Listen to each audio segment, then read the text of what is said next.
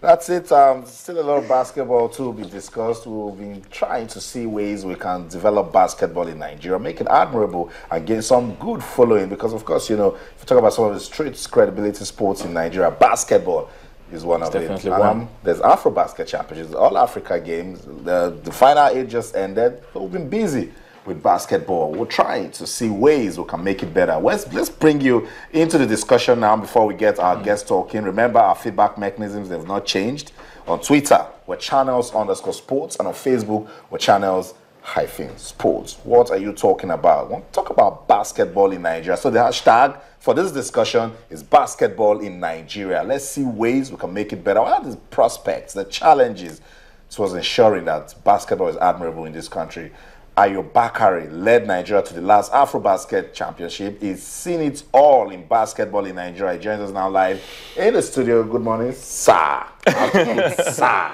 Good morning, sir. Welcome to the show. Good morning. Good to have you here. Yeah, I normally start this and then Cecilia gives the pass. So that's how it's done. Okay, I'll just start with the first question coming from me. Nigeria's performance yesterday, you know, they won by 25 points. What do you think about the game starting off with a win? Well, there were 4 games yesterday. 2 of the top seeds, Nigeria and Tunisia, won their games by 20 points or more. 25 points for Nigeria, 23 points for Tunisia. But everybody generally agreed that to get to the podium, both teams have to play a little bit better. You know, sometimes in basketball, you have to move beyond the point margins and look at the teams and what's ahead of them.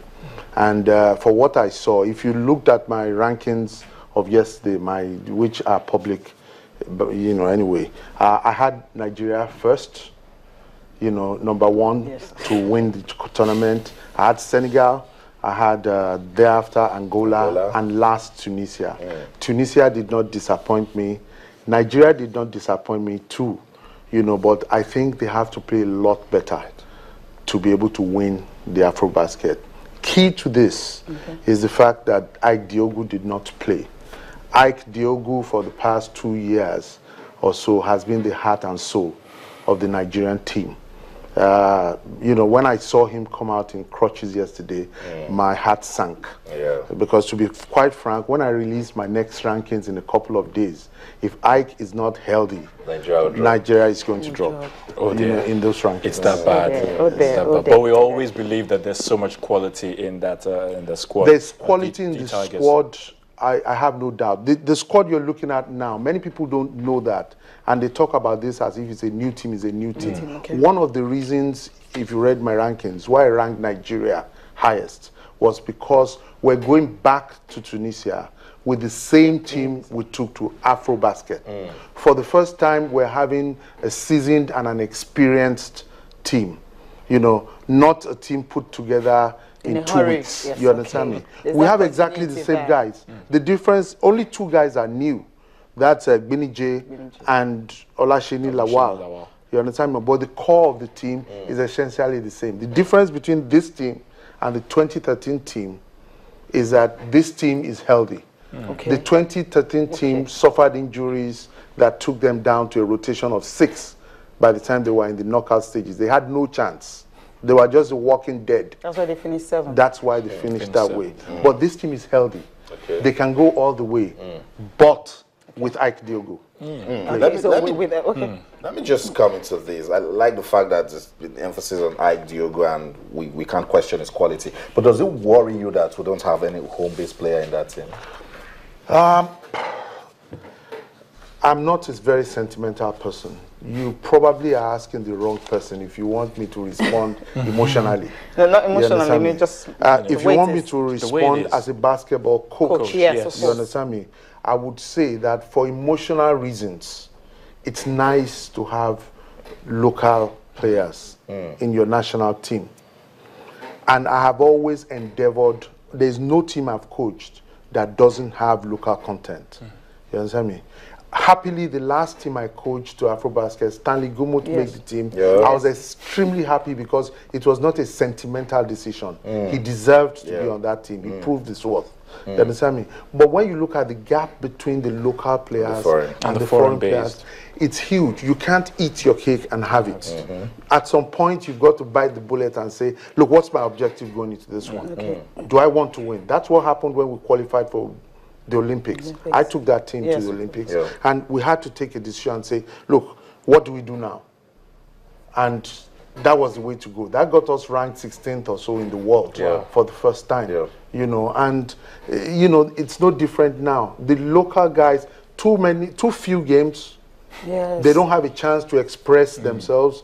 You know, a guy that plays 14 regular season games really has no chance against a guy that plays 60. Yes. You know, it's like if you cook once a day, once a year, madam, you understand me, and you cook every day, there has to be some kind of trade-off.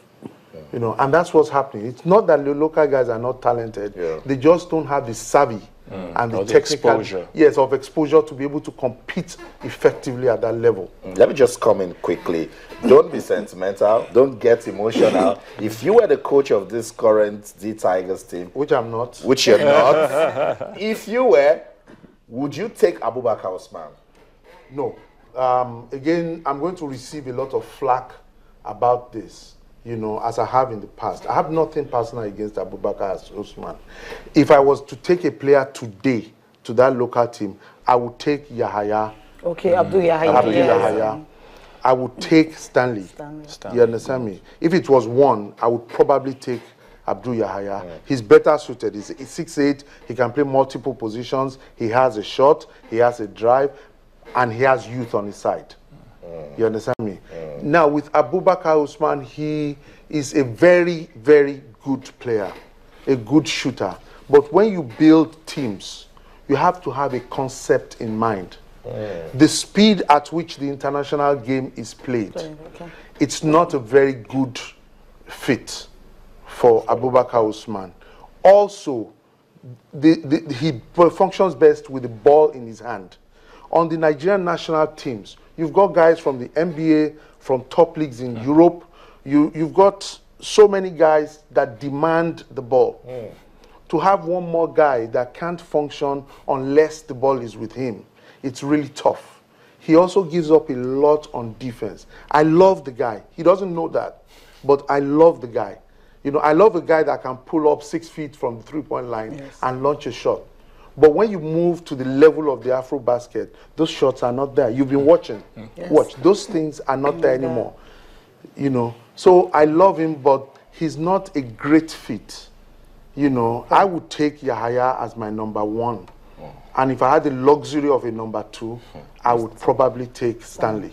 And if you have number 3, you drop Abubakar and take us. No, not really. Again, you know, when we started talking, I mentioned to you that I'm going to catch a lot of flack for saying this, because everybody has this mistaken impression that I don't like him. I love him as a player. He's just a bad fit for a team you're that trying to be particular national team. You saw the team yesterday. You saw the speed of the game. Speed of the game. He can't cope with that speed. And they were doing so well with rebounds because they are following the speed.